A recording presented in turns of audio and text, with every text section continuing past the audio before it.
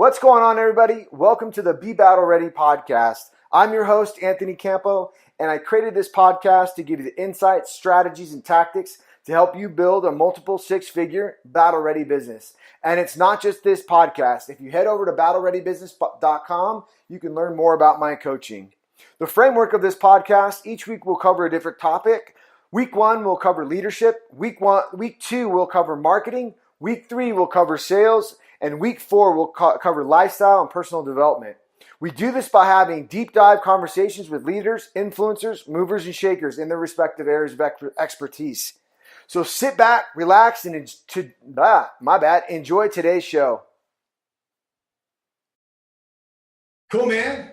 So I just want to welcome everybody to episode number 5 of the Be Battle Ready show. This week, we are talking with Dustin Davis on the topic of leadership.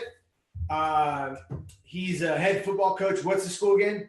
Arrowhead Christian Academy. Awesome. And he also hosts his own podcast, The Odd Front. So like I did last week, I'm just going to let you do justice in introducing yourself and, give us a little background, Yeah.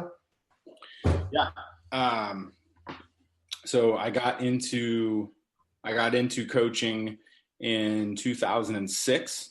I was finishing up college at Sonoma State, and I had gotten into fitness. I was a personal trainer at 24 Hour, and actually you were kind of the one that kind of got me interested in it. And so I got into that knucklehead can do it. I can do it. Yeah, no, because we were a trainer when we were at Coast or whatever, like in between, like after we had all kind of left Orange Coast, and you were a trainer, and I came down and visited, and I was like, man, that's like exactly what I want to do. So I did that for a couple of years, and I just come back from the college I was playing at in West Virginia. So I volunteered with and I had done this before. I volunteered to help out my stepdad coach like a youth team. And it was fun. I had a good time. And I like the end of the second year, I was like, I think I'm just going to go help out at the high school, maybe just be a strength coach and volunteer. Didn't know anything about didn't plan on coaching. Was just going to do a strength coach. And one thing led to another. And they're like, hey, do you want to coach? And so I did. That was at Windsor High School. I was JV assistant coach my first year, and then took over the JV program for 3 years, and was also a varsity assistant a couple of those years. Had a lot of success there, had a great staff, great kids. And then I was the varsity coach. I got promoted to the varsity head coach in 2010. At this whole time I was working offsite, so I wasn't on campus, and I had moved to management. So I was working at a large private health club up in Sonoma County.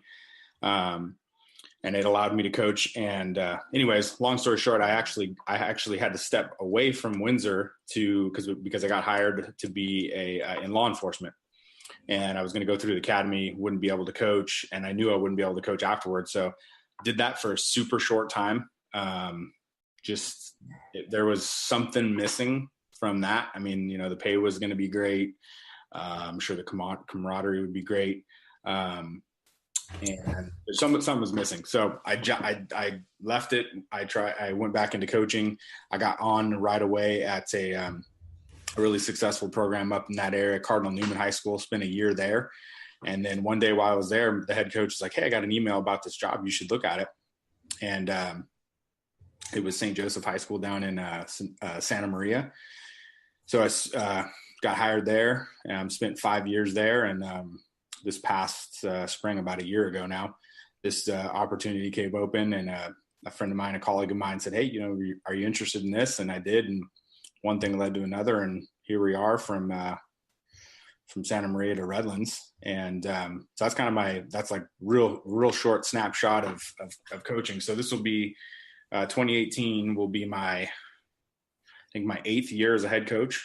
8th year as a head coach. And I think, and then coaching since 2006. So, so it's been fun. I mean, I get to work with young people, which is great. I love that. Get to teach a great game and really get to impart life lessons to young people. So it's definitely rewarding and challenging and fun. Yeah, awesome, man. Thanks for the introduction. I'm really excited to talk to you because A, we're talking about leadership. B, like you becoming a head football coach is very interesting to me because we have that connection because we go all the way back to high school. I remember you transferring in. We played, were you there our junior, senior year? Senior year, yeah. Yeah, just senior year? Yep. Awesome, yeah. I don't know. I checked out my junior year. I had torn ACL, so yeah, that's another discussion when football players don't have football. What happens? So bad things happen. Yeah. So I'm super pumped. The first thing I want to go back to is something in your introduction, right? And this resonates with the people I coach, right? Because in a small the kind of value proposition or what it is that I help aspiring entrepreneurs, create a battle-ready business in their sales, marketing, and systems. So those people might currently have a job and they want to have the little coin term is think your side hustle, your main hustle. Right. But really the first part of what I work with them on is that something missing, right?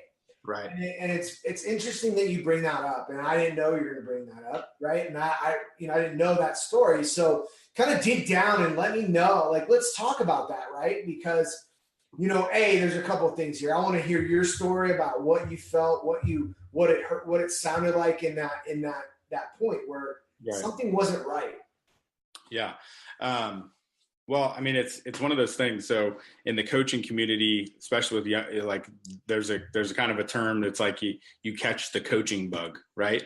And then it becomes, I mean, for a lot of people, and definitely for me, it becomes like this relentless pursuit of perfection, right? And I understand that I'm not going to be perfect, and I understand that my players aren't going to be perfect, but a team, a group, that's the only place in life other than if you believe in God, which I do, there's only one other place that things can be perfect, and that's in a team setting, right? So whether that's business or sports, and I was super fortunate, Anthony. I mean, honestly, looking back now from where I've been. So my first 3 years as a head coach, I was a JV head coach, right? I had a staff that was as committed as most varsity staffs. I want to say I had 8 coaches, which, I mean, these days is crazy. Like when you and I played, we had a good group of coaches, and it was a little bit different than getting. That wasn't a normal program, though. Yeah, it wasn't a normal program. I mean, you didn't get the experience walking into freshman year and having Coach Iman and his team and how that was. I mean, he was side topic. He was the cornerstone of development through that, right? He set the tone the first year. So yeah. So I mean, I was unbelievably blessed with these guys. So it was just kind of this random thing. The couple years that I volunteered as a youth coach, I had worked with one of the dads of the team, and he was totally unassuming, but he's like, I don't really know anything about football, but I'll help. And he helped me for a year, my last year youth. And then when I got hired, I was like, hey, why don't you come over and help me out just on defense? And then he did. And then the next year he actually came and was my receivers coach and special teams coach. So this guy was, and this is crazy. So that whole staff, these are JV coaches, mind you, most of them are walk-on volunteers. We went to clinics together. We were doing meetings together. We had kids watching film, I literally took what I learned at Mater Dei and what I learned in playing college ball and just did it at the JV level. And we didn't lose a game in 3 years. So, I mean, it was just Dustin, the way I feel about that bug. I just get that bug like that. It's fun. I mean, not just the winning part, but seeing kids succeed, seeing kids change from when you take over to when they graduate, and seeing them go from, always being ineligible to being a graduate going on to college or, whatever they're doing, moving on. I mean, I have several kids who went into the military right out of high school, and they're doing well, in their life. So that, I think young coaches will get into coaching for the excitement, that kind of thing. But after a few years, like if you don't really love it, it'll wear on you. It's gotta be more about the kids. And so, anyway, so I'd done that for, I've been coaching for 4 years. So, I just finished my first year of varsity as a varsity head coach. I'd been, and I'd wanted to do it for a while.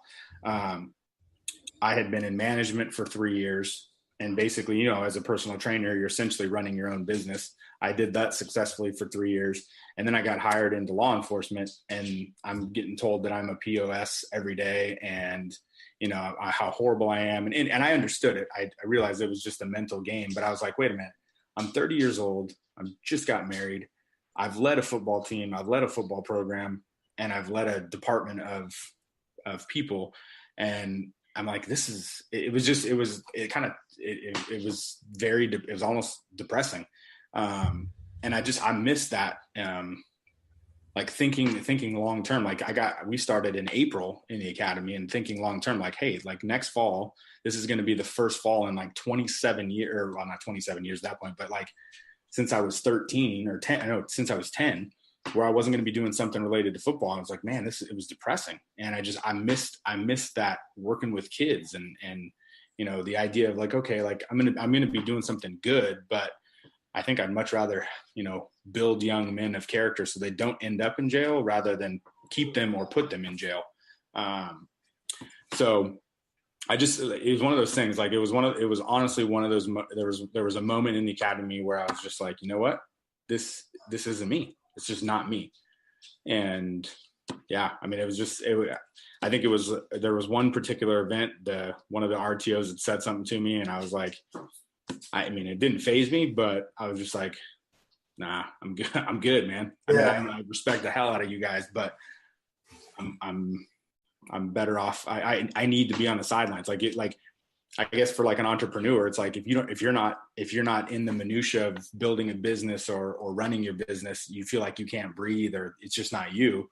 And that was it for me. Like I just wasn't being true to who I was, I just wasn't being true to myself, and I knew I would be miserable. That's really what it comes down to, is I knew that I would be, the money would be good. I knew my family's financial future would be secure in law enforcement, but I knew that I would not be fulfilled, is what it came down to.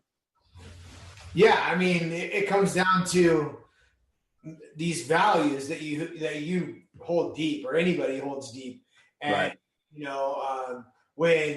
When you're not aligned, your actions aren't aligning with those values, right? If you have this deep value of making a difference, if you have this love for something, then you've just got to do it, right? Absolutely. And so many times people are like, the money, it's not worth it. But like, you don't know what's going to happen to you by following that, right? Right. I mean, from one head coach job to another head coach job, you don't know what's going to happen. I mean, like, yeah, you're absolutely right. Absolutely right. I mean, you might, a different, some other job might pop up. I'm not saying that, or this might turn into a crazy program. Who knows? Yeah. But at the end of the day, like doing something you do hate to do.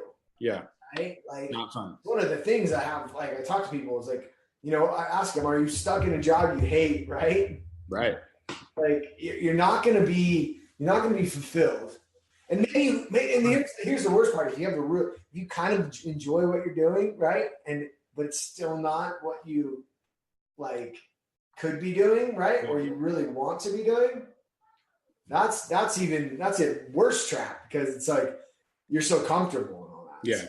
I think probably, especially in your arena, I think it's probably even more so that comfort level, right? Like you work with people who are very successful, right? I'm sure, you work and you have in the past, you work with people who are super successful, right? They maybe deep down, they just hate what they do. Like and it doesn't really matter what it is. Like, I think there's people who, they make a ton of money and they're miserable, but then there's also the people who make not very much money whatever that amount is, and are extremely happy. Like you can be happy making 50 grand and the world sees that as not very much, or you can make 500 grand and be miserable, but the world thinks you're successful. So I mean, yeah, the issue is really when people connect that, right? I have to be truly happy, right. The money doesn't make whatever. But you know what? The one thing I want to do is because I want to get your thoughts, right? I mean, because really, you had to lead yourself in that. Since we're talking about leadership, right? And you're a coach and leading kids, but you yourself had to lead yourself, right? No one was there to say, hey, you need to get out of here. You need to do whatever. That ultimate being real with yourself is the ultimate form, where the leadership starts. Right. Right. Absolutely. Yeah. I mean, when you're a football coach now, I don't care if you're coaching in a town of 500 people or a town of, 500,000, whatever size program you're at, you're essentially a CEO, right? I mean, you are everything that's wrong in your program is your fault, right? I mean, that's the way you have to run it. Like, you have to be involved with everything.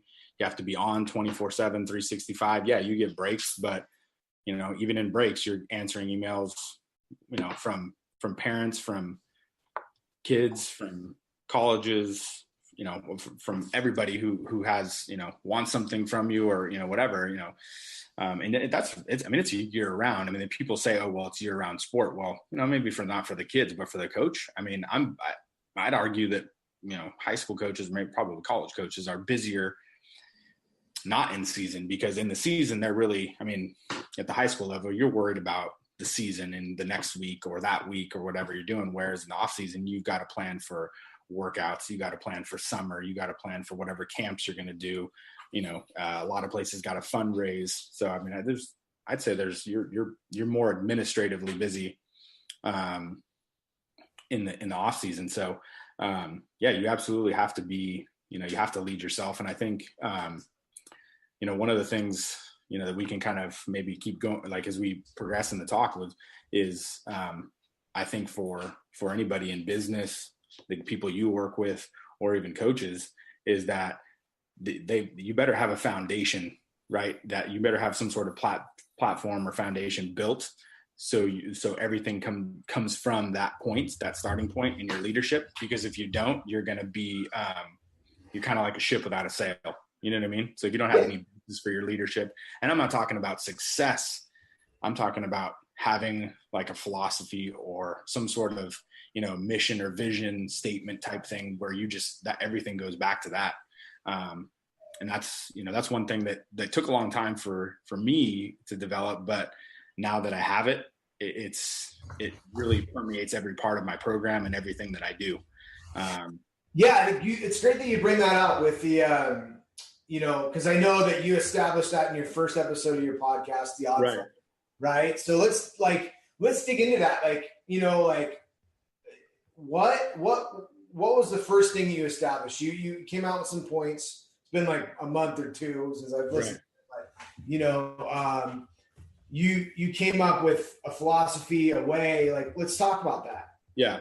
So, I'm happy to dive into mine, but I think my thing is for a high school coach, I think everything's got to point back to development of the people we coach. So like if I'm the CEO of my program, those are my employees. They're those are my assets. I mean, and kind of not my livelihood, not where I'm at, but our success is tied to the performance of 15 to 18-year-old teenagers. So that's a difficult thing. So I think it's got to go beyond just kind of like the football. It's got to be, you got to show that you care about them, and all those things are important. So my whole thing was like, we have to develop these young men, right? Especially, it really, really, like when my daughter was born is when it really kind of hit home that like, okay, I need to be a part of these guys' lives so they become people that I would allow to date my daughter, or that are going to be great husbands or great leaders in the community or great employees or great CEOs or great in the military or law enforcement. Like, I need to be a part of that process. So I really take that to heart. So I just came up with the thing like, hey, and it was really organic the way it came up. It was just in like a pregame or like after a team dinner, just talking, like, telling the guys like, hey, I'm not asking you have to get instantly better, between now and our game. I just want you to get 1% better. And so I started looking into that and kind of. Now, did you pick that up? Like, have you read personal development books or anything like that? That was yeah. I related to that, because there's a number of people. Like a buddy of a buddy just came out with a book called The 1% Rule. Oh, really? Yeah, and then I've read the Slide Edge, that book. So I don't know what influenced that? Well, I mean, it literally came out of talking with, like, so we at St. Joe's, we would have a team dinner every Thursday night, and then we'd go back to my classroom and the coaches. It was just coaches and players, and we just talk about the game and talk about. I'd let the kids stand up and talk or say something. The coaches would say something, and I believe so my first year at St. Joe's, we were talking about how far they had come. The year before I took over, they were, I think, 2-8 or 3-7, and we were going into a game. Maybe, I don't even know if it was the last game or what, but essentially we win this game and we have a league championship. So I said, look, guys, think about where you've been, where you were at this point last year. Like, you've just, this point last year, you've lost 5 games straight or something like that. And anyways, we were talking about development, like, think about how far you've come. And I said it wasn't an all at once thing. Like, I didn't show up and you guys were better because of it, like, right away. Like, we've been developing, you've getting a little bit better. So what I'm asking for tomorrow is to improve every play. You might not be successful every play, but you can learn over the course of the game. So I'm like, just get 1% better through the course of the game. And at the end of the game, you're going to be playing better than when you started. And we kind of just talked a little bit more, and we said that 1% thing. And then it kind of took off from there, just kind of natural, really honed in on it the next year. But I had never read. It's funny, like 2 years after I started using that, I saw that, I think there's a podcast called 1% Better Podcast. I've never listened to it. I don't know what it's about, but I'm pretty sure there's one, or at least there was out there. But yeah, I mean, as far as reading, I read, usually every off season I read a couple, try to read a couple books, from all things, not just coaching, lots of different stuff. But I developed kind of the meat and potatoes of what 1% better is. I kind of took from like guys like Pete Carroll, John Wooden, as far as how do we define what it means to get 1% better, or how we get 1% better. Yeah, absolutely. Those things I've taken from other coaches and kind of reworded or made my own. But yeah, I mean, I've never heard any other coach use it until I was using it. So, and I'm not saying I coined the phrase or anything, but I think, if you think about it, like, all you're talking about is just improving, right? Like, you're improving every day. And that doesn't mean you're going to win every time. That doesn't mean every business deal, every thing you do, every person you hire is going to be a home run. It just means that you're still going to improve. So if you come from that, if that's your platform, your jumping off point, like, you're always going to win in the long run, because everything's going to be about improvement. Everything's going to be about you developing as a person, a leader, being in more, gaining more and more expertise in your field. So for the people you work with, like, if they improve, like, how many people do you work with would say, from, like, if you ask them right now, hey, in 365 days, if your business was 365% better, like sales, how many wouldn't take that? Oh, absolutely. Everyone. That's the thing, is that, like, I actually was talking with one of my clients last week, and the first module, the part of the membership course and that is all about purpose and lifestyle and right. And she's like, oh my gosh, this opened up this whole new possibility for me. Things that I didn't see. But when I got to the 1-page battle plan module, it scared the shit out of me. And and I explained it in like this is like, of course, yeah, this is what happened, right?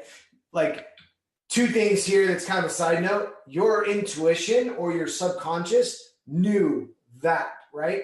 And we have so much that within us that we do not need to go out and get, right? We have a lot of the answers. We have a lot of the what and why. It's the how to that sometimes we lack, right? Yeah. So what I explained, she's like, she just got stuck.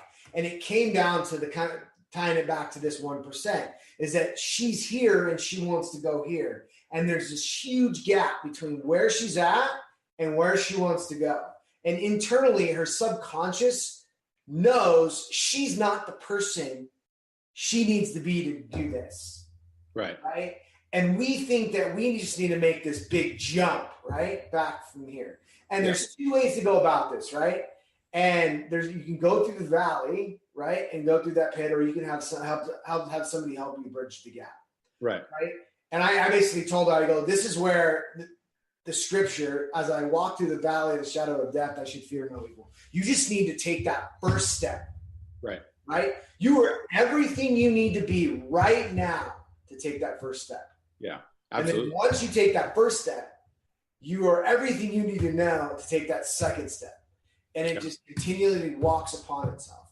And it relates to all the work and all that stuff that compounds upon that, right? Right. So I think I mean, I can't think of anything offhand to like back up, but I mean that my philosophy for how I run my program is essentially backed up by, I mean, I could try to back it up with anything. I mean, there's from like, what's the quote about a 1,000,000-mile journey starts with a single step, right? I mean, I mean, even you even just brought up scripture. Like, I mean, really the Bible will tell you like God has provided you with everything you need, plain and simple. Like, okay, so we've got like a quote, and I don't know where that quote came from, and then you've got the Bible, and like maybe those things are 2 things that are not similar, right? Like maybe the 1,000,000-mile journey quote is from Confucius or something, and you've got examples of this throughout every aspect of life through history that like can back up like, yeah, dude, it comes down to, you got to take a leap, but you don't, there's not some big jump. There's not some magic that's going to happen. Like, you can seek knowledge. You can go to people like yourself that have expertise that can help you to get there. You can do it on your own, and learn and go through the hardships, which is not a bad thing. So it's just, and really honestly for the people, for the people that I'm working with, teenage men, a lot of times even more, I mean, even though I've been working in private schools where there's a lot of parent involvement and kids come from, for the most part, they come from good homes. There's still a lot of times things missing in their lives that they need and they get from coaches, not just me, just, from other coaches. And, we definitely need, I don't think we were meant to do life. We weren't meant to do life alone, so we need that camaraderie. We need people helping raise young people, not just one person or one parent or 2 parents. Like it really takes that village to raise them. So, I think when they know that like I'm trying to build them to be the best version of themselves, so they know where I'm coming from, that gives me kind of the equity, the social equity, or the relationship equity to really hold them accountable.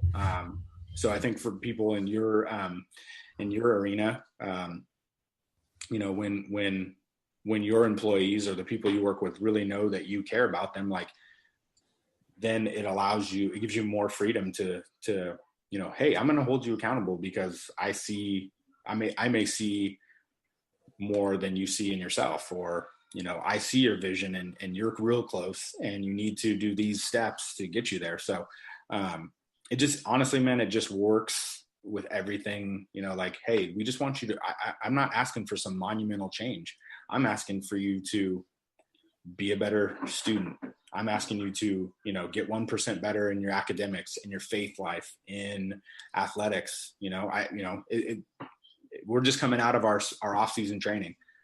I don't expect a kid from 1 week to the next to jump some crazy amount of weight in the weight room, but I want to see improvement. I want to see improvement in every aspect. And I don't know. I think when it helps build confidence in the kids, which I think it would relate to, employees. And I just think it creates the right environment for success, for sustained long-term success. It's funny that you talk about that, right? So I was part of a mastermind group beginning in 2010 till mid to late 2013. And we had a lot of success with that, and it was a great environment. And it also became a little bit of a toxic environment, because though we had competition, a lot of the success that was created, there was nothing really sustainable. There was no system. There was no, it was a lot of folks on big jumps, but there was no sustainable system, right? Yeah. Or backing behind that. And a lot of the emphasis and the praise was put on the big leaps, right? And, we did really well in growth and all that stuff, but we didn't have as big of leaps as with that, as other people. They would just make these huge leaps. But what I came to see after a time was certain team members, they burnt out. Everybody burnt out. Yeah. Right. And in that, at the time, I didn't know, we were just consistent, showed up, did our stuff, whatever it was. And, but the value, is I was conflicted in that personally, because I wanted to I wanted to go do that, take down the line, right? And go conquer whatever you want to do. Yeah. So how do you because it's easy, right? In the weight room, be it's a microcosm of how that is, right? How do you manage, that culture, right? Of sustainable growth, sustainable, I know it starts from the top. I know that we can kind of stay that, but yeah. The weight room is a great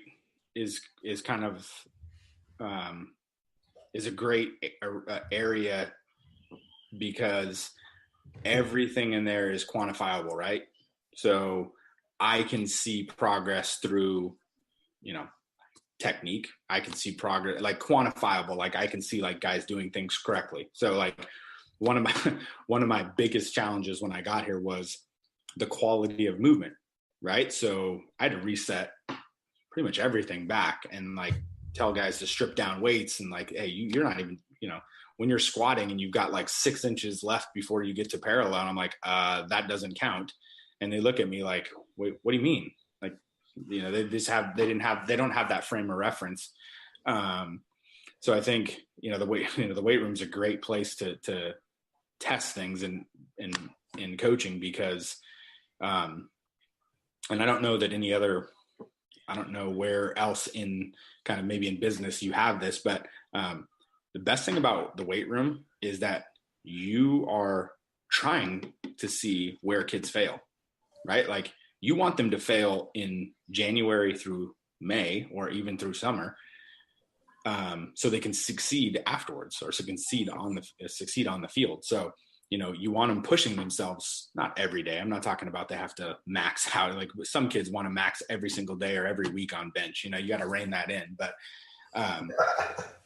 yeah, and I probably did the same thing. Everybody comes in on a Monday and is like, "Hey, coach, why aren't we benching on Monday?" I'm like, "Well, because we're only going to bench once a week." Well, why? Because squat's more important. Oh, okay.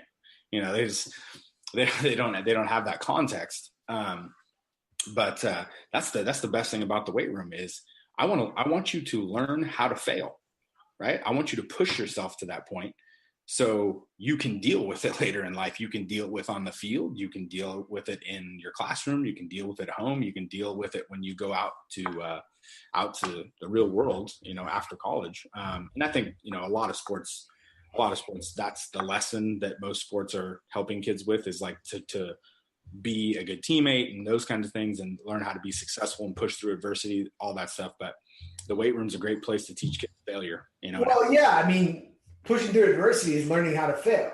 Right. And I think like this is the biggest thing, right? If we talk about business, like there's a lot of people who don't want to fail, right? They don't want to mess something up. And trust me, like I beat myself up sometimes because I'm more of like what I'm not being too risk adverse. Like I'll just start what I call shipping stuff.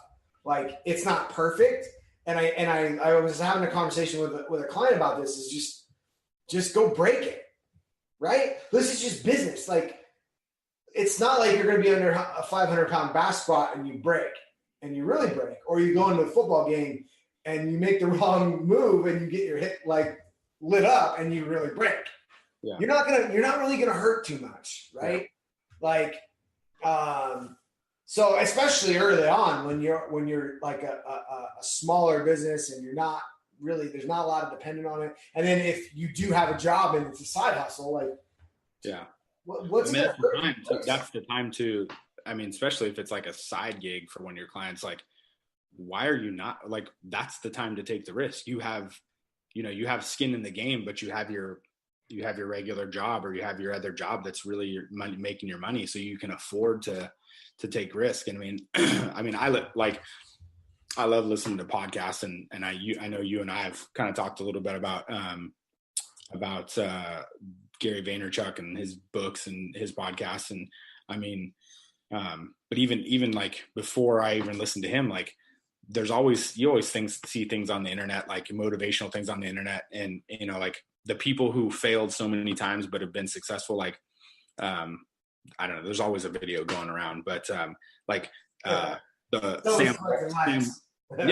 Sam Walton's creates Walmart in his, like, what, he's 50s, 60s, or even, something like that, 40s. So, I mean, he's into his life. I mean, he's at midpoint essentially in his life, and he creates now what's one of the big, now we can talk all day about how Walmart's probably going to fail here in the next 10, 20 years because that's the way the world's going. But you don't know.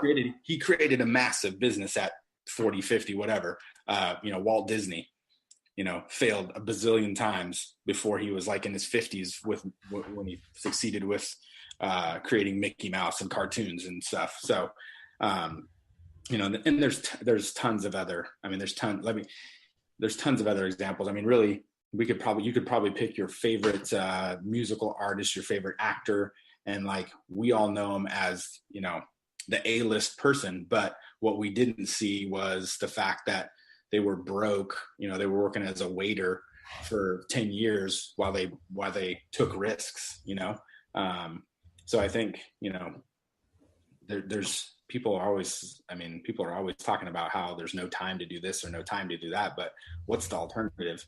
I mean, going back to what we talked about in the beginning with being happy with what you do. To me, there's not as much risk when you go from something you don't like to something you love.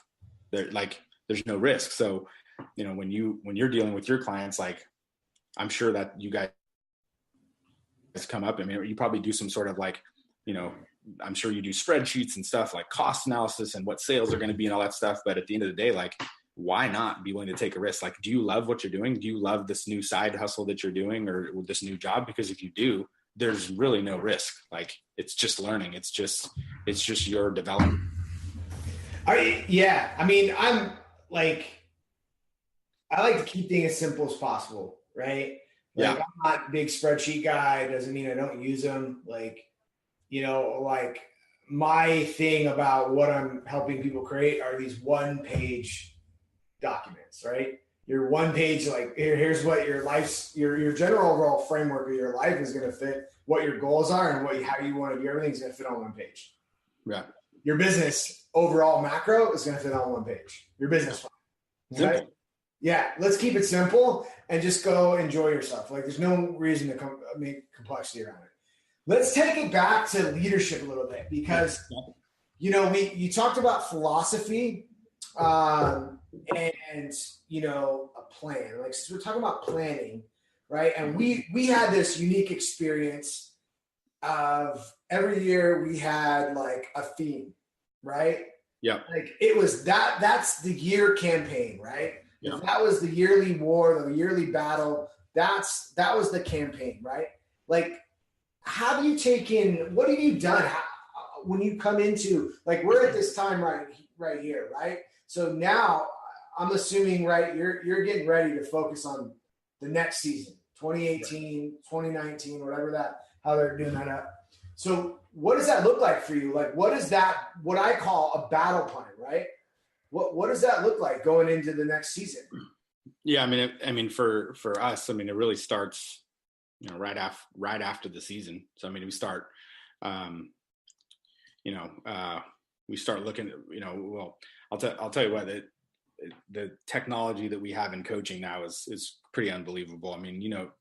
When we were in high school, like they had the film room, the coach's office, and that huge wall of cabinets that had videotape in it. Well, yeah, but all that videotape can fit, pretty much in your phone now because it's all web-based. So we start doing like Selfscout, and we actually can outsource that to a company that will do a lot of the data entry for us. And then we can start going through it and seeing, what worked, what didn't work. So we do that.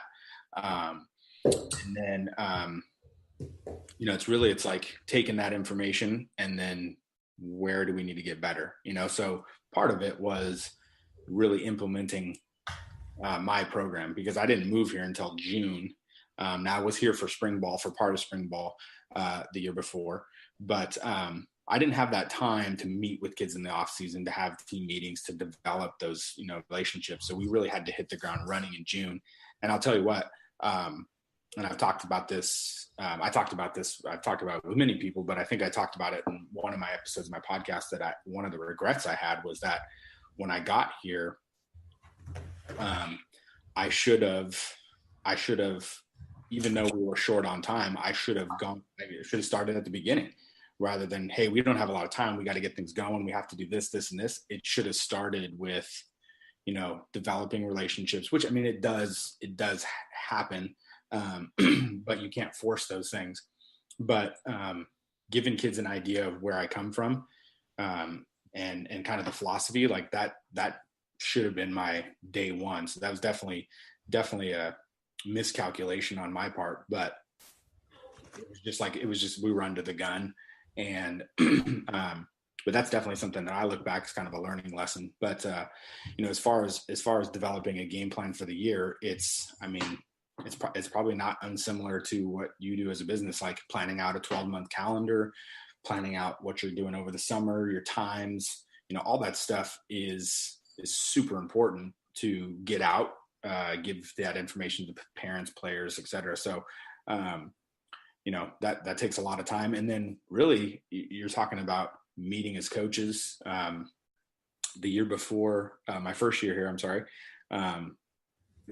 Especially this day is crazy, but we didn't meet one time we never were able to meet as a staff. And I only had 4 coaches, which is insane. Like I at St. Joe's, we'd start meeting in January and I had 2 levels of coaches, frosh off and varsity. I had 10 coaches on both staffs. And we would literally start meeting pretty much once a week from mid-January till we got to spring ball.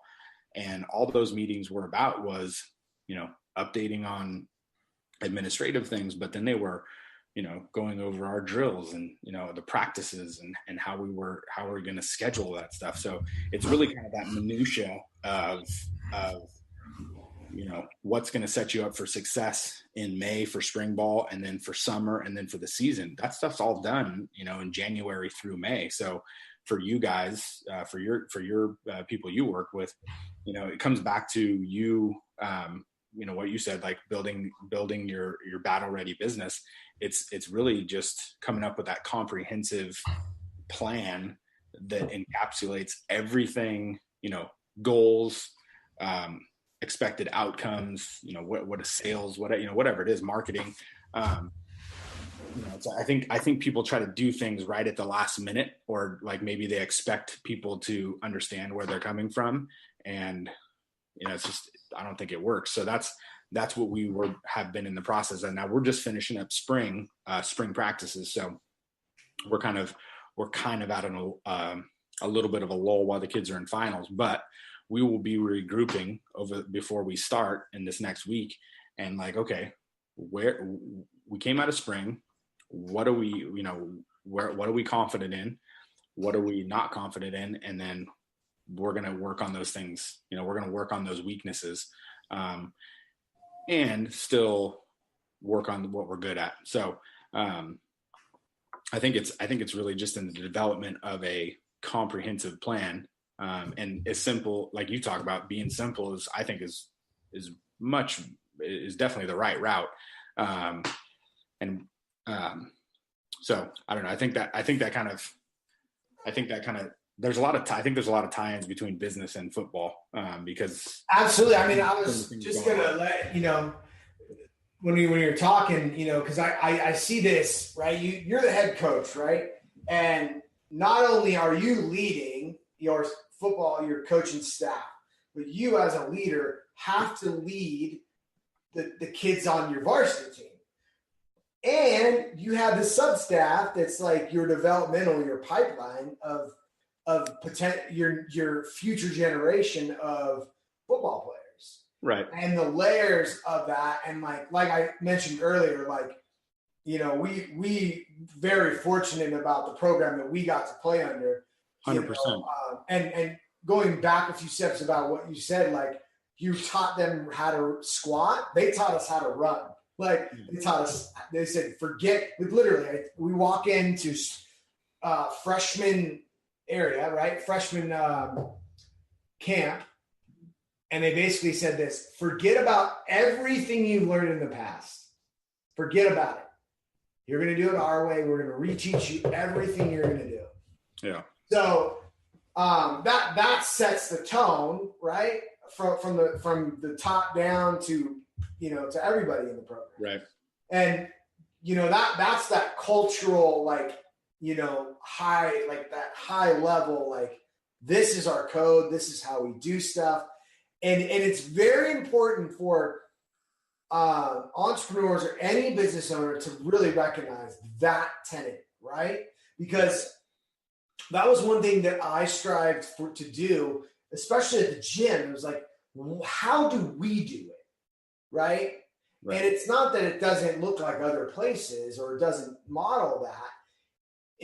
I take it back down to our class, of how our class was run, right? And I was talking to a local affiliate owner, and I substituted for him, a few times. He's like, hey, they liked how you ran the class. I said, yeah, that's good. You want me to teach you, right?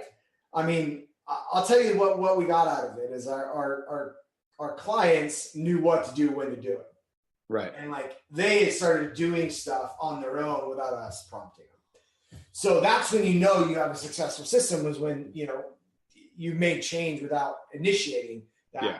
But I want to pull it back into this organizational structure, because, and this whole thing, and have you speak upon, because a lot of business owners think that they need to do it all, right? That it's so hard for them to let go, right? And I think you could speak to this, because there's no way, it would be so hard for you to do everything in your program, right? And act like a solopreneur, and I want you to talk a little about leading that structure and how to manage the delegation and manage how to get things done through other people because, you know I battled with going back and forth because I was surrounded and influenced by people that were like, they did everything themselves. And I was like, it's so conflicting with me where I'm completely on the other opposite. I'm probably way over here where I'm like, okay, that's because I know football. And like football is like this beautiful microcosm of like, if you want to get shit done, I don't care if it's in business, if it's like just go build, like football shows you like from a architecture standpoint what you need, right? Yeah, because you got a little about like how you manage that team or getting people to like work with you and go one direction. Right. So I mean, I think CEO, coach doesn't matter.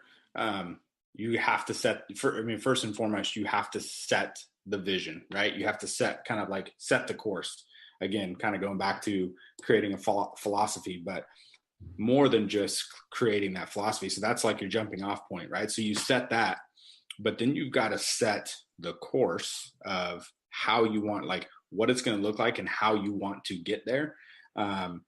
For people who are like maybe coming up in business or, trying to get into coaching or anything where there's some established people.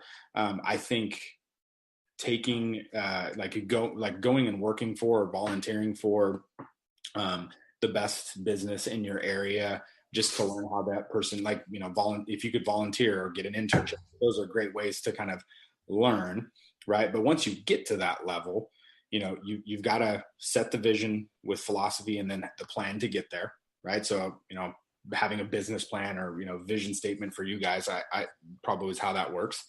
But then for me specifically, like you got to try to go out and surround yourself with the best teachers that you can find. And obviously I'm talking specifically to teaching a specific part of football, whether that's quarterbacks, coaching, calling plays, offensive line, defensive line. So surrounding yourself with the best you can find, and then also the ones that are going to buy into your vision and be able to help articulate that vision to those they coach. So, at my program, it's small. We don't have, it's not a big school. It's not a big program yet. So I'm in the day-to-day all the time, right? So I'm not pulled back and just being a CEO coach right now. Yes, I handle the operations of everything, but I'm not, like when we were in high school, our coach was essentially a CEO head coach. Like he had his position group, but he had 2 coordinators or 3 coordinators that did. Oh, there were so many people supporting. Yeah, we had like 12 coaches, and we had a couple on campus guys. Water girl, like the man, the equipment, absolutely, everything was like. Yeah, and so once that culture gets established, it's not easy to maintain, but it's definitely easier than establishing it. So I'm still in that process with this place. We were well on our way at St. Joe's, to getting that, to being that way. But we're still in that process. So, I have to go out and find the best coaches I can find, the best teacher. And what I'm looking for is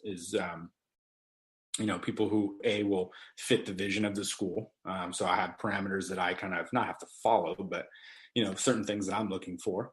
And then, are they going to be loyal to what the vision is? So that starts with, when I'm interviewing them or once I've hired them and talking to them, like, okay, guys, this is our vision. So what I want to see out of you is that your position group, your players that you are in charge of, that they are improving on a daily basis, and I understand, look, it's not going to happen every day. Like, teenage males are not going to stay the course of things that you want every single day, but they can, over the long term, fit what you're looking for. A lot of times it's like, a lot of times you feel like you're a cat herder, with some of these guys. And then the other thing too, is those assistant coaches, once you kind of establish this program, and once I honestly, I mean, I'm still relatively young. I still love the actual coaching. So I don't know that I could ever be, pulled away or removed as much, that much that I'd want a position group or something to do.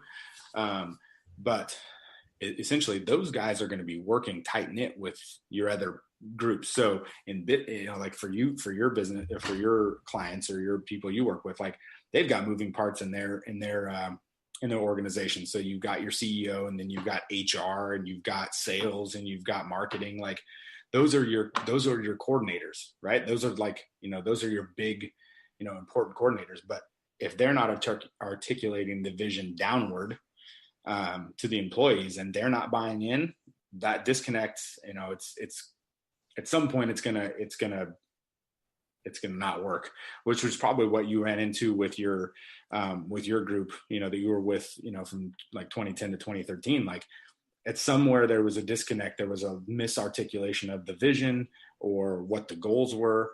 So and you have to, I think you have to reset that stuff kind of every year. And honestly, when I first became a head coach, I reached out to our head coach. I still will email him.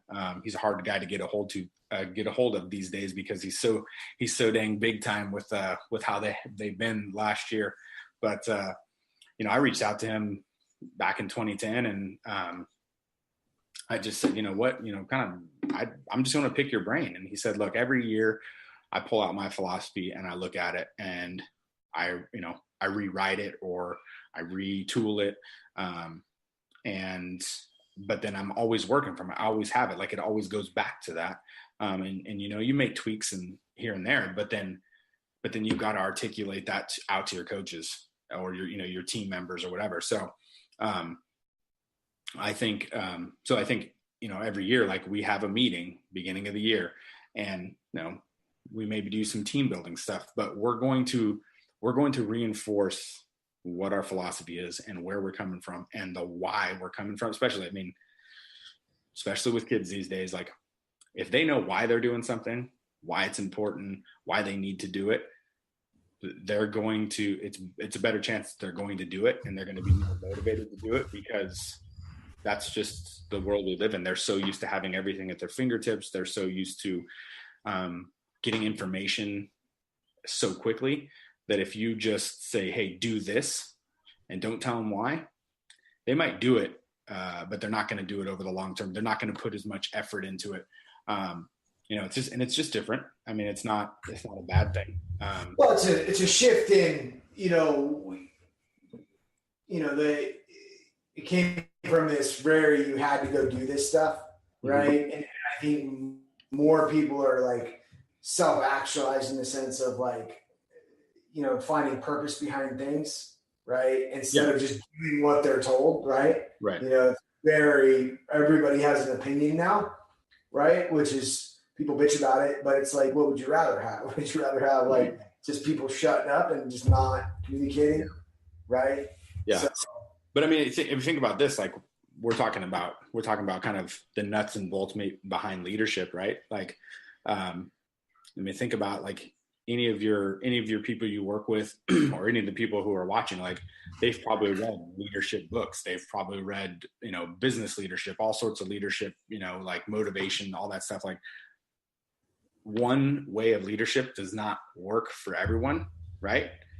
So I also think when you're surrounding yourself with people in your organization, like I don't want a bunch of people who are just like me, even though I think I do things the correct way, and that the things we coach and things we teach are sound. Like I want different styles, as long as those styles are still meet the vision, like the overall kind of the umbrella vision of the organization. Like you want that individuality. Like I don't want every coach to be a yeller and a screamer, but I also don't want every coach to like be a friend. Like you have to have you got to have those different personalities. Those different personalities really create a better culture, within your organization. And and in kind of bringing it back to different styles of leadership, right? Like there's like there's servant leaders, there's leading by following, vocal leaders, people who just lead by example. Like you kind of have to have that whole mix, right? You need that good employee, that number 10 that literally just puts their head down and does what you want them to do and does a great job of it and never says anything. You need those people, right? But you also need that person that's going to challenge you as a leader, not disrespectfully, but they're going to challenge you like, hey, you're our boss, you're our CAO. This is what's going on. And this is, here's some of the pitfalls that we could be facing, whatever. And like vocal leadership, I don't know. I don't know. You don't really need a rah guy maybe in the office, but I don't know. Maybe you do. I mean, you need somebody that's going to keep things upbeat, right? Like, because the CEO is going to be dealing with fires and, dealing with things that like other people, they don't need to know about, but that's going to take some of their energy away. So you do need that person that's going to like pick people up, right? And in the same vein, you need that person that's going to keep people focused, right? You need that person that's going to be more like the logical person that's just going to keep people like, hey, look, yeah, this is great. We want to be creative, but we got to laser in on finishing at this deadline or finishing this project or coming in under budget or, whatever it is for your business. So, I think, you get really into it if, any leader has to wear different hats, like, and really good leaders know how to be the rah-rah guy, but also come down on somebody and like really flip and kind of have multiple personalities in some ways. Right. Just you got to be there's a fluidity. There's like a fluidity that you need, right? Like you have to, like you're just saying, you have to adjust to the situation, right? Yeah, absolutely. You said something earlier about like having the best teachers, right? Because I think that, a lot of people that are trying to start their own business or want to go do their own thing, they think they need to be the best at what they do. They need to be the best graphic designer, the best XYZ, name it, to actually go and be the best leader in that field, right? Or in that deal. And, like I love football because football in itself exposes this theory and debunks this theory, this false belief because, dude, you're not the best quarterback, but you're through you and your organization, you develop quarterbacks, right? So like, talk a little bit about that, right? You said the best teacher. Yeah, you're right. The game, it's kind of funny. One of the things that just popped into my head when you said like the game exposes it is that,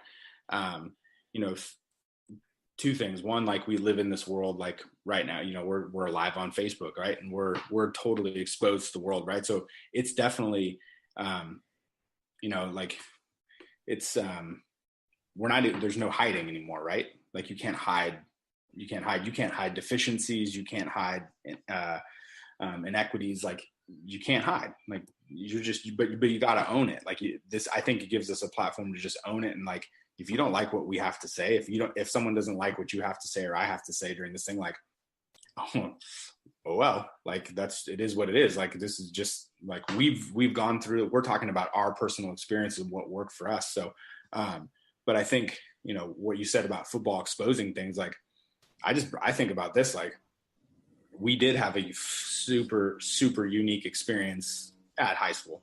Right. But think about just like, I kind of think about it this way, is that our year compared to like what they just did this past year in 2017, right? Multiple D1 guys, and they got more guys signing out of this year's class. Like, it's insane. Like it's on another level. Right.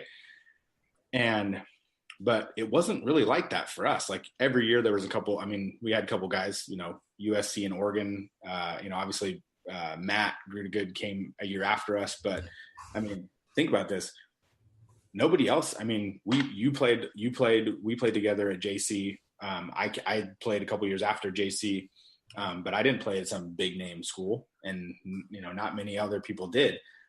So what was the difference? Did we face teams that were more talented than us? Yeah, there was probably several. I mean, Long Beach Poly had 4 or 5 kids that were, would have been starters for our team. The difference is that we weren't afraid to fail, right? Like we felt unstoppable. We weren't afraid to fail. That was definitely leadership from the coaches, right? Oh man, I think I would tie that. I mean, yeah, it started from Rollinson. I mean, what he made us like a tribe, right? But then he also had this thing of like, like how I still remember like, the whole like talking to us as like, you guys are warriors go into battle. When warriors face adversity, they rise in the face of adversity. Right. Like the freaking speeches, like still like I think about that time. Like you've mentioned a few words or whatever, and I still get chills. Like I always used to get chills. Yeah. And the thing is, it's that fearlessness, right? Like, I mean, I'll tell you this here, right? I had a choice. This is kind of like off topic, but like I remember someone like there was a friend of my mom was like, you've got to go, right? You've got to go over there. And I really wasn't that great of a football player, an athlete or whatever. Like, I found something my 8th grade year of like, I just fucking played outside the box and I figured out how to fucking do what I was doing, which ended up always coming back. But, right. But like, I wouldn't have, like, if I hadn't gone there, I would have went to Edison. And if I went to Edison, I don't think I would have had it. And we go way back to the beginning of our conversation about like the effect that leadership and that instilled upon me. Like, I don't know, dude. I don't think I would be sitting here. I don't think I would have tried the things that I've done. Like, yeah. On the other hand, it's provided an interesting dynamic within my life, because that idea of being fearless, like, and like just fucking like, I mean, like, I think it just pulled it out of me. But like, I mean, I literally like gave myself concussions my first fucking week of pads in freshman year because it was like, be fearless, like, you know what I mean? Like, and it just allowed that platform and the dynamic going into life, like, dude, like running into like just being willing to run into shit, like full on.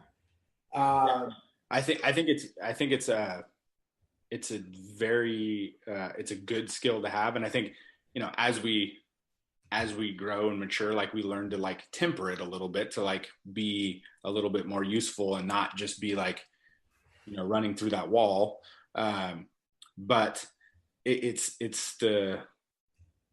I think it's like that ability to do more than you thought you were capable of. And that to me is why guys like Coach Rollinson or just, I mean, some of these amazing CEOs and leaders, in the business community that we have, like the reason they're that good is because they get people to do and go farther than they thought they could themselves. Right. So, and it's kind of a thing that's within like sports, like coaches are trying to get more out of you because we see like the million-mile view, the 30,000 foot view rather than you're on the ground. So we kind of see that vision.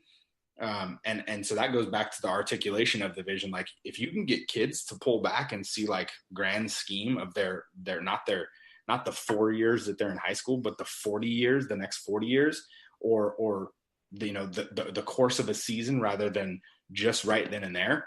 To me, that's what a good leader does. So they're bringing about that vision, but they're also getting people, their employees to kind of rise above what they are capable of, and especially like in more, and it's probably more evident in the entrepreneurial world where you're building something rather than you're just maybe at a cubicle, but even even then, I mean, even in these big, big companies, like, these really like A-list type companies, the Googles, the Apples, the Amazons, like those people are like, my guess is those people are like somewhat free to like push the envelope, right?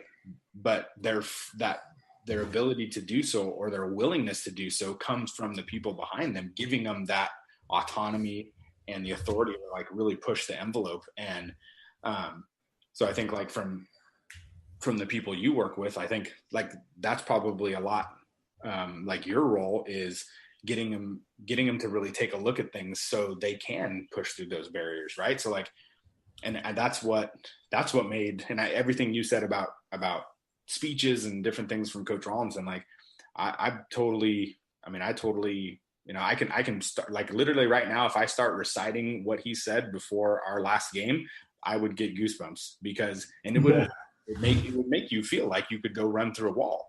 I mean, you talk about that. We're not, we're still. But this is your destiny. And it still makes us feel that way. Like that is I mean, I'm not saying that like Rawlinson could solve world hunger, but man, talk about his ability to lead. And there's tons of, there's people in business, there's people in coaching, there's people probably in the military and all different places that have that ability, right? To really just pull everything out of the people that, to pull everything out of the people that they have underneath them and make them better than they are, right? Like, again, we were not world beaters necessarily in high school. We succeeded because we believed we could. We were well taught, right? So we were pushed a vision, bought into the vision. We were receptive to the teaching, and then we executed, right? So tell me that's not how every successful business is not run. Vision, teaching, execution.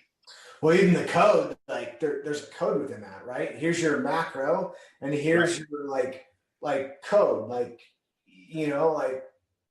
there was stuff that just wouldn't fly, right? There's no quitting, there's no, all that stuff. But in that, like the thing is, though, I did get chills talking about, as coaches, because you're doing football right now. Like I think one of the other things I would ever do in my life was coach football.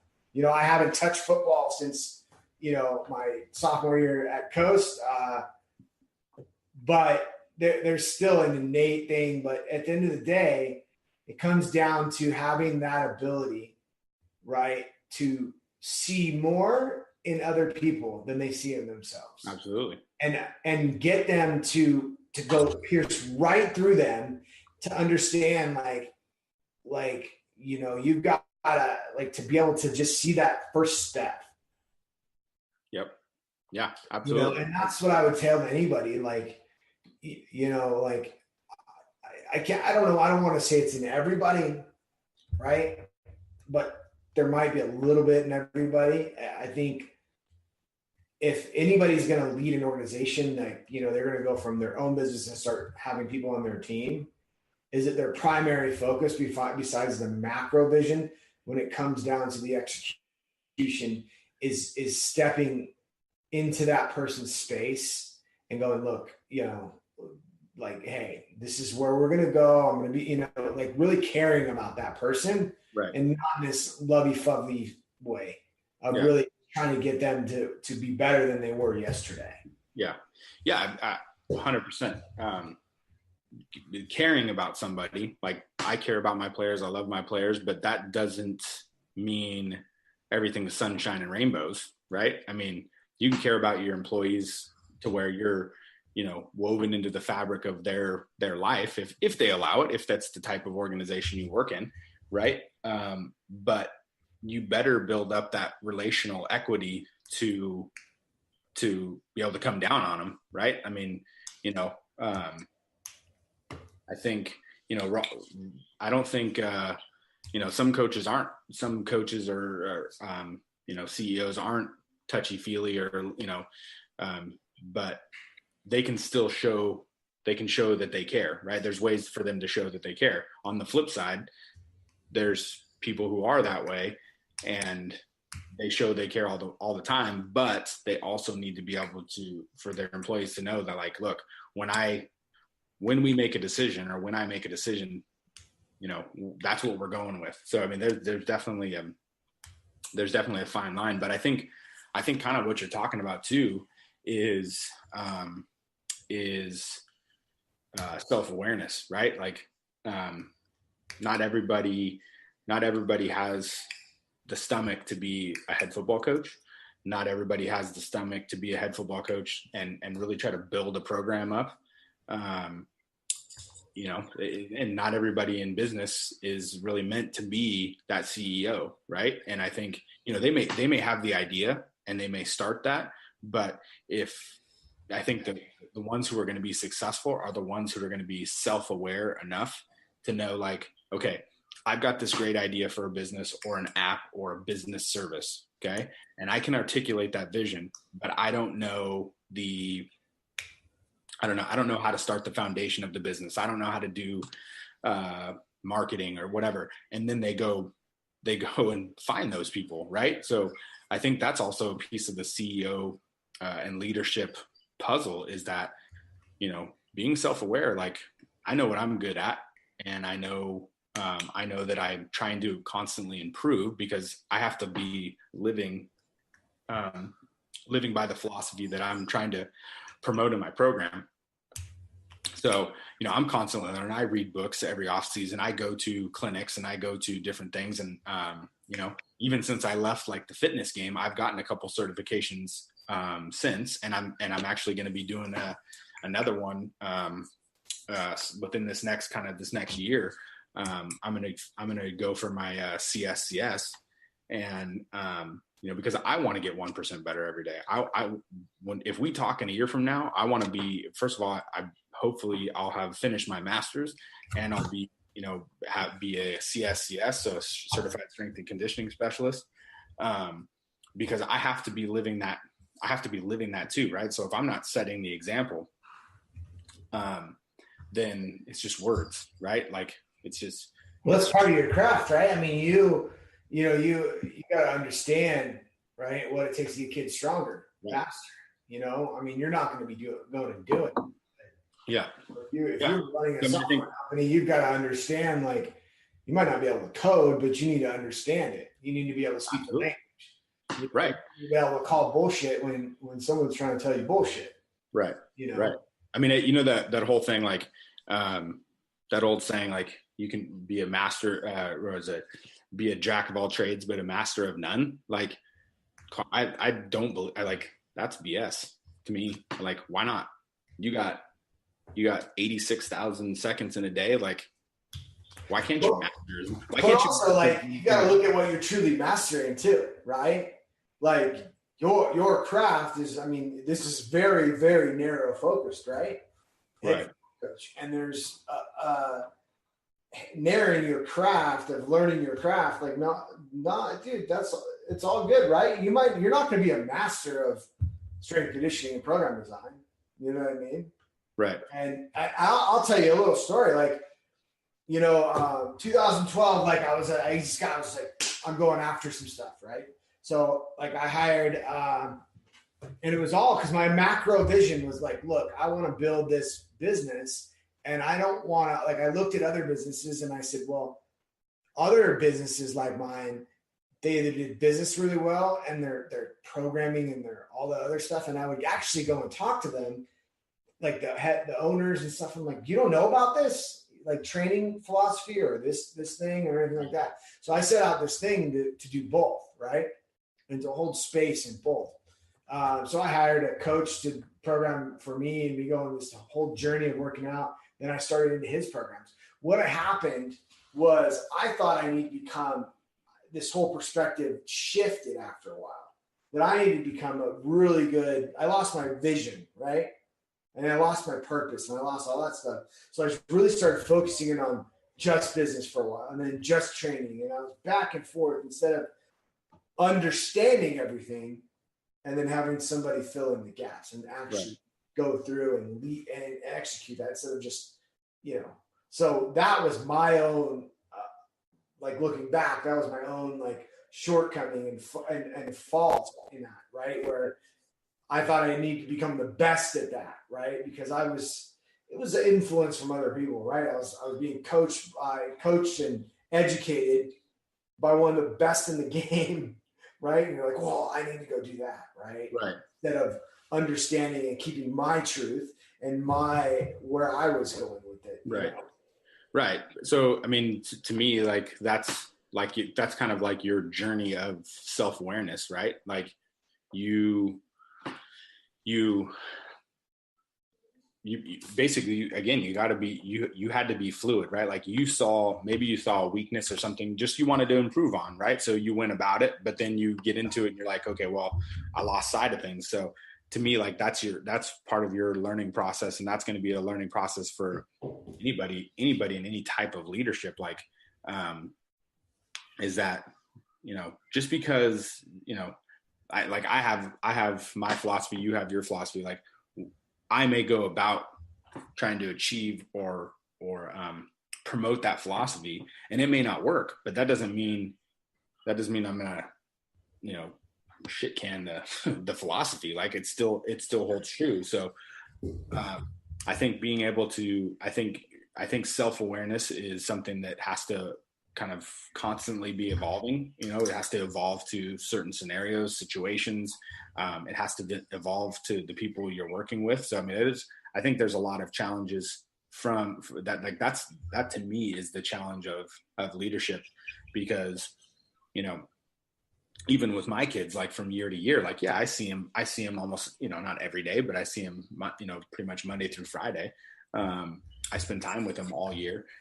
And, they change, right? Like they from when they come in as freshmen to when they leave as seniors, like, they've matured, hopefully, and they've changed a lot over the course of that 4 years. And, obviously we hope it's for the better.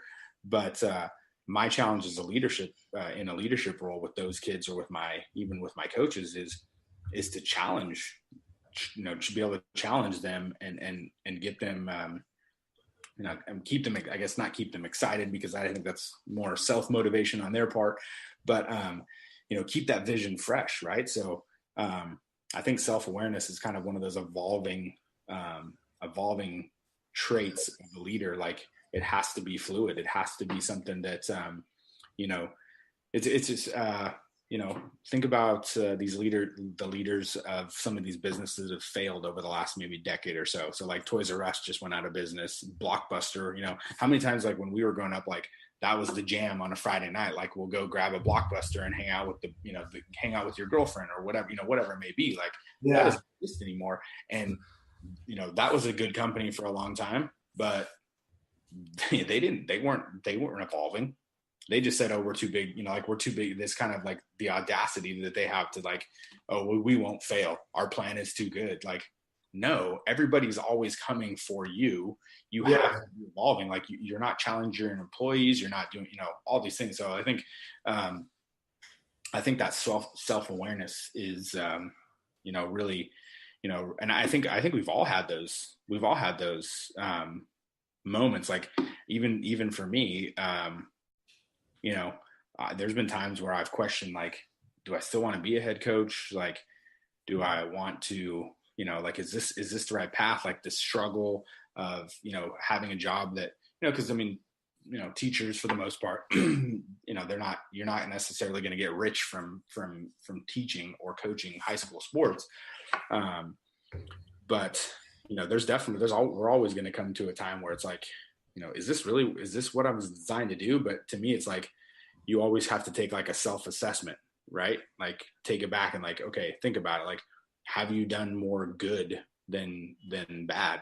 Or have you done, do you love this? And like, however that works out, like, in your world, I think you find that real quick. Like I think you said earlier, like one of the first things you ask is like, do you love this? Like if they can't answer that question in about 2 seconds, they don't. Right. So I think that for you guys, it can be, you should be able to find out real quick, like, is this the real deal? Because if you fake it, it's only going to last, it's only going to last a short time, and then you're going to be more miserable than you were before, right? Yeah, you'll just do more destruction to yourself and all that. So yeah. Well, cool, man. I appreciate you taking the time. Yeah, thanks for having me. Yeah, it's awesome. Love getting an opportunity to talk and do these. These are fun.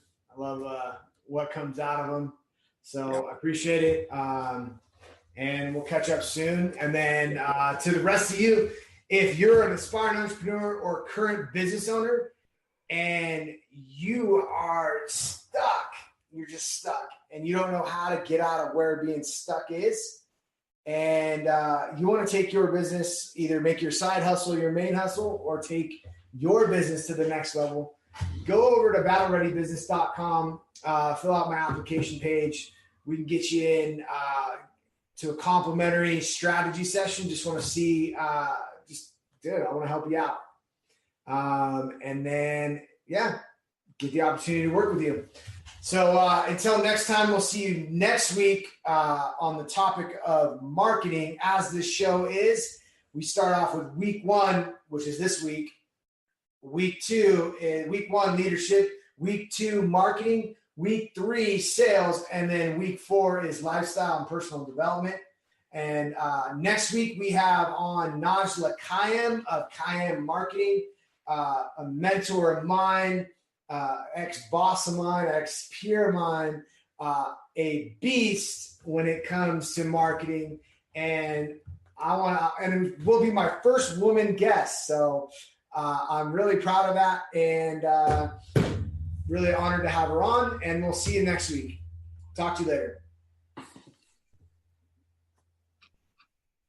All right, that wraps this week's episode of the Be Rattle Ready podcast, brought to you by Battle Ready Business. If you're an aspiring entrepreneur or current business owner and you'd like to take your business to the next level, go over to battlereadybusiness.com to apply for a complimentary one-on-one Battle Ready strategy session.